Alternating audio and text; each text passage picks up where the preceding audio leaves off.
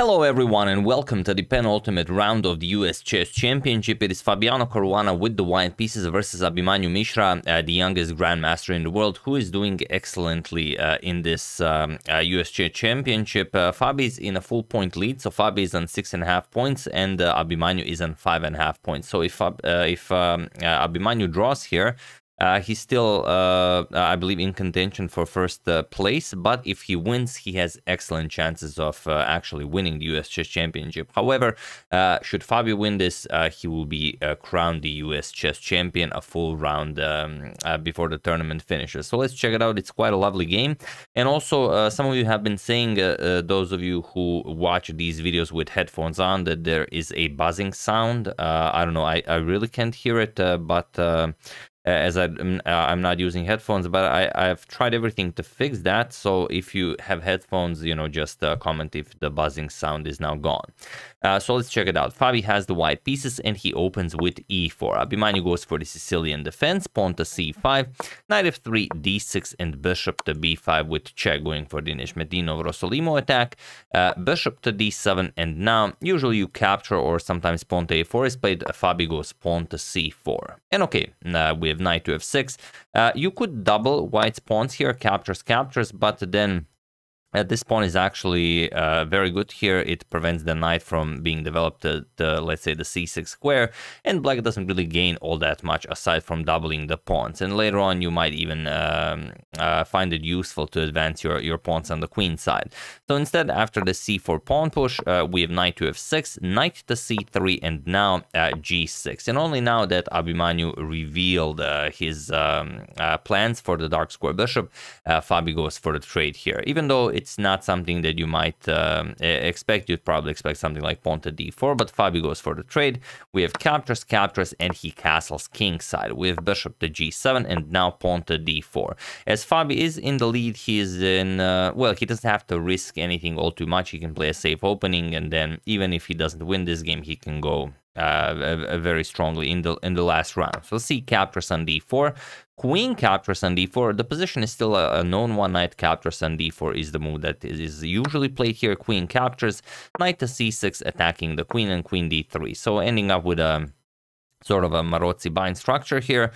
We have castles, and now bishop to d2. The bishop, although you could develop it to e3, to f4, to g5, knight is coming to d5, and then of course your bishop is coming to c3 to counter Abhimanyu's strong bishop on g7.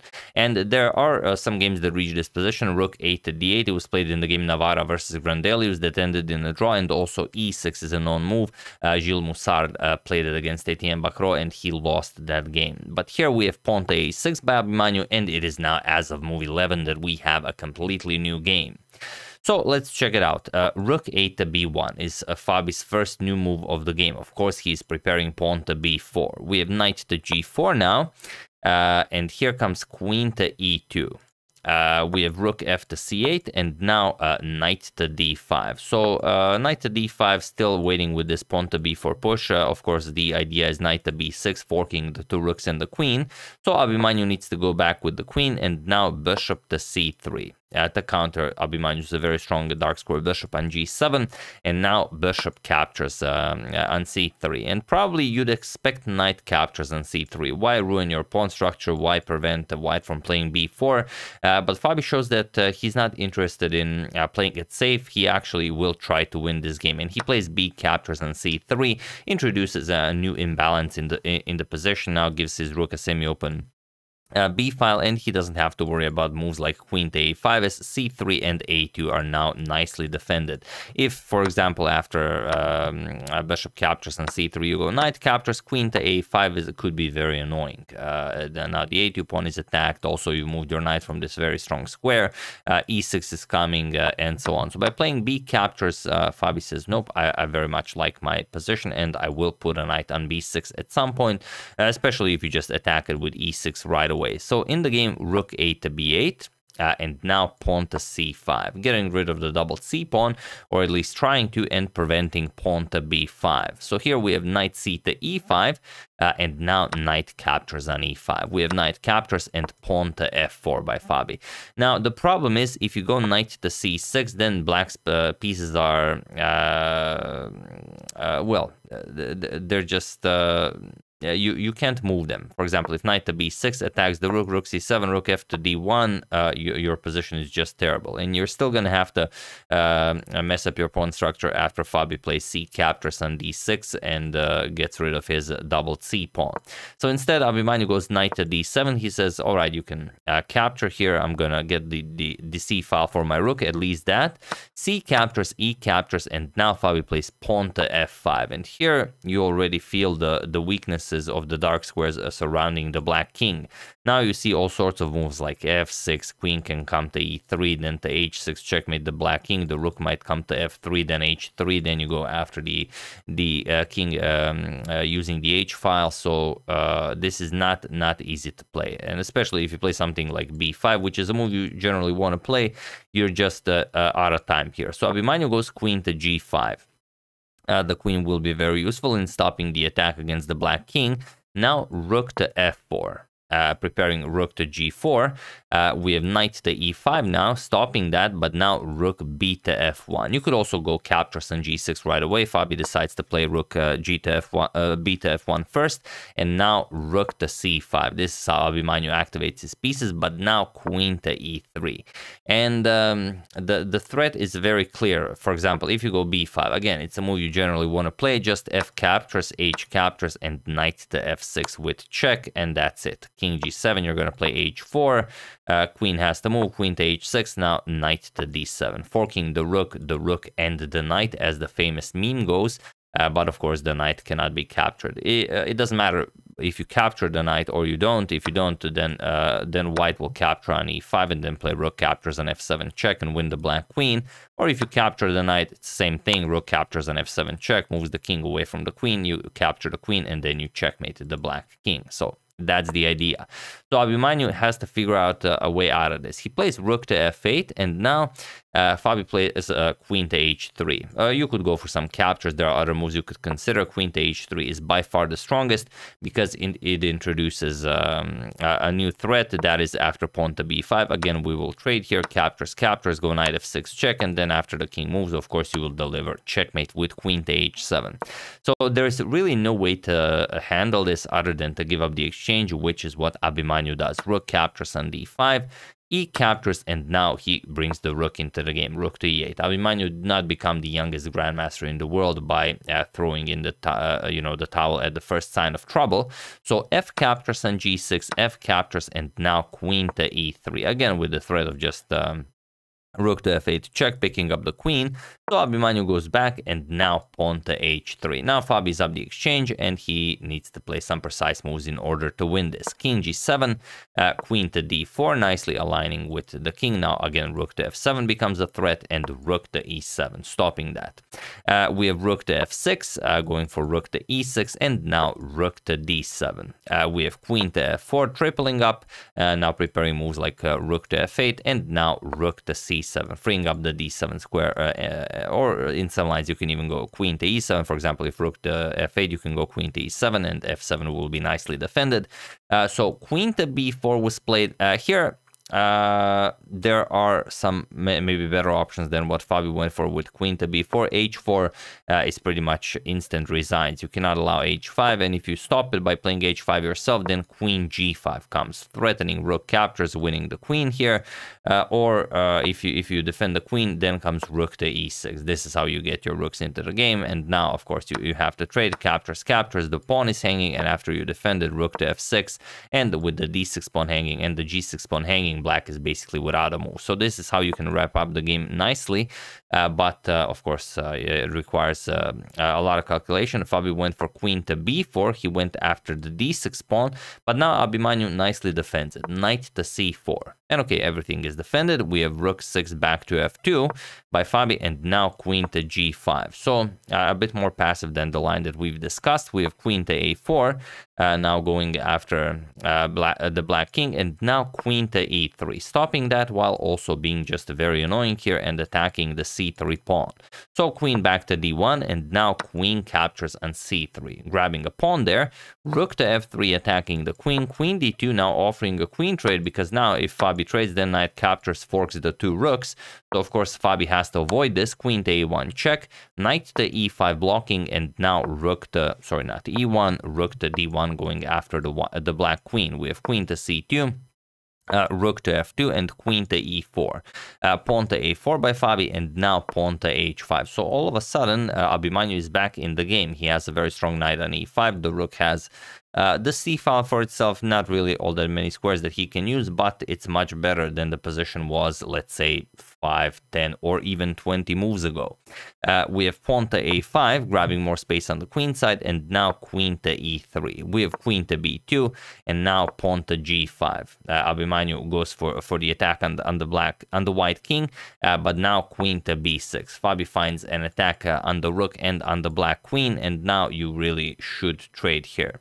There's no good way of avoiding this. If you play something like queen to c3, then queen captures on d6, and now your entire position falls apart. So here, unfortunately for Abimanyu, he has to trade, but okay, he still has a very strong knight, and Fabi will have to play incredibly precise to win this. Rook c5, we have rook to f5, going after the pawn here, so king g6, and now rook d to f1, going for a nice check here to win the pawn.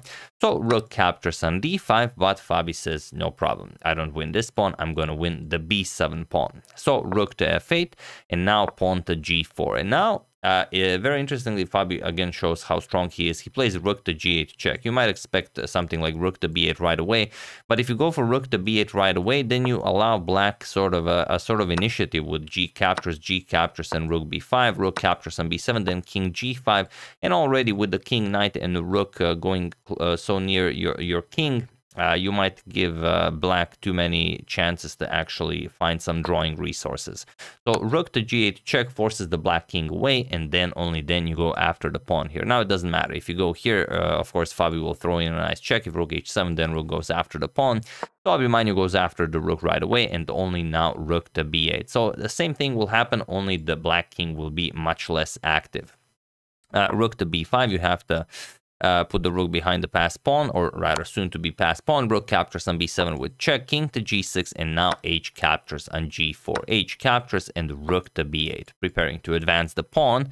King to g7, and now king to h2. We have rook to b3, cutting off the white king. Rook to c1. Now, of course, going for rook to c7 check. So king to f6, we have rook to c7, and knight to g6, stopping any checks from behind. We have pawn to b7, and now g3 with check. Now, if you go down the board, of course, you get checkmated. So Fabi has to go king h3, knight to f4 check, and now king to g4. And now, although it seems like you can capture, you really can't. If you capture here, it's a matter of a simple check. And once the king moves, of course, you just bring your queen into the game, and the black has nothing here. Well, of course, you have to capture, and you have too many moves before you even start advancing that pawn. And the white has two rooks for your knight. So instead, after king g4, knight to e6 was played. Now comes rook, sorry, not e7, rook to d7, going after the pawn. Knight to c5, there's no way to stop this. You might as well capture it on b7. Rook captures on d6 check, king to e5, rook to c6, and now, unfortunately, you cannot capture on b7, because if you capture with the rook, then first a nice Zwischenzug, rook captures on c5, king d6, rook captures on b7, and you end up being up a full rook. Or even if you capture with the knight, it's not much better. Rook captures on a6. Now the knight can't really move, and it's a, well, it's resigns time. Next, of course, the knight will get attacked, and then you will force a trade. So after rook c6, knight to d7 was played. It's one last try at maybe holding Fabi to a draw if Fabi really messes up. But rook to e8 with check, king to d5, and now rook captures on a6. Rook captures on b7, and king captures on g3. So now it's two rooks against the rook and knight, but Fabi also has the passed g pawn. Rook to b3 with check, of course, king h4, preparing to advance the pawn, knight to c5, and now rook to a5. Now the knight, of course, cannot move. King to d6, and now, interestingly, Fabio, of course, can calculate that rook captures and g4 is completely winning, but even he does not allow himself this opportunity to even make a mistake possibly while calculating, so he advances the pawn. Of course, he will advance the pawn a little bit further before he actually decides to give up the exchange, because you will have to do it at some point. The knight will just be very annoying. King to d7 attacks the rook, rook to e1. We have knight to b7, and now again rook to a7. King to c6, g5, and now king to b6, attacking the rook. And now is the time that we discussed. Rook captures on b7. King captures pawn to g6, king to c6, and now pawn to g7. Preparing to advance the pawn to the final rank to become a queen. Rook to b8, and now king to h5. And he was in this position on move 75 that Abhimanyu Mishra resigned the game, as there is nothing more to be done here. So as Fabi went into the penultimate round as the sole leader, he won this round, which means that he is now US Chess Championship of 2023, a full round before the tournament actually finishes, which is absolutely incredible, but that is just how strong Fabi is. So we'll see what happens in the final round, if there will be some interesting games, but yeah, Fabi did not need the full 11 rounds. 10 was enough for him. So yeah, here he resigned. For those of you who like me to finish games, is well, simply rook g1, preparing to advance the pawn to a queen. Black will block this. You will go near the pawn. Black will try to help, and after black finally gets here, yes, you've defended. White cannot put the pawn, but rook f1 check forces the king away, and then you will of course gobble up the rook, move your king, advance the pawn to become a queen, and checkmate the black king. So yeah, very nicely done by Fabi. A very nice line, going after a very safe approach, and then just at some point deciding that, okay, it's time to completely outplay my opponent. But you've seen how one imprecision from Fabi here, where he could have gone for this. Sorry, let me just rewind this. Where he could have gone.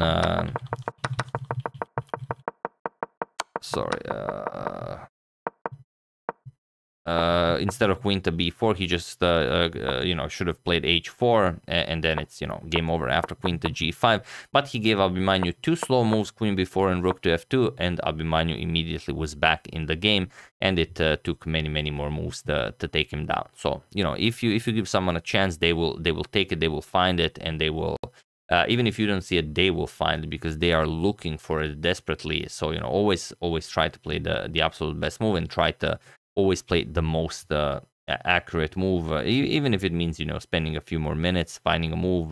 You know, if you're a tournament player, I'm sure you know exactly what I mean by this. So yeah, once again, really hope you enjoyed it.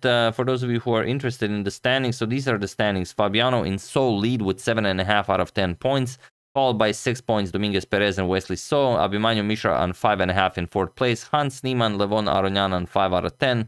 On 4.5 out of 10, Samuel Sevian and Ray Robson. On 4 out of 10, we have Andrew Tang, Darius Schwerch, Sam Shankland, and Jeffrey Xiong. So definitely quite a tournament.